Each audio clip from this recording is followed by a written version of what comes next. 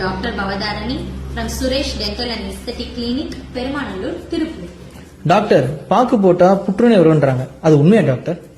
ஆமா, புகையிலை, வெற்றிலை, கொட்டாம்பாக்கு இதெல்லாம் சாப்பிடுறவங்களுக்கும் இந்த பழக்கம் இருக்கவங்களுக்கும் மிளகாய்கள் இருக்குல்ல அதை காட்டமா சிலர் எடுத்துக்கிடுவாங்க. அதை எடுத்துக்கிறவங்களுக்குமே இந்த பிரச்சனைகள் ஏற்படும். ஃபர்ஸ்ட் நம்ம இந்த கொட்டாம்பாக்கு இதெல்லாம் சாப்பிடுறவங்களுக்கு பல்லுல கரைகள் படிய ஆரம்பிக்கும்.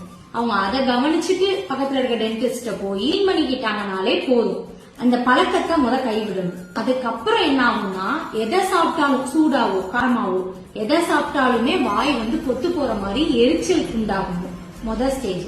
அடுத்து என்ன ஆகும்னா, நம்ம தசைகள் இறுக்கம் அடைஞ்சு வாயவே திறக்க முடியாத அளவுக்கு ஆயிடும். 1 சென்டிமீட்டர் அளவு கூட அவங்களால வாயை திறக்கவே முடியாது.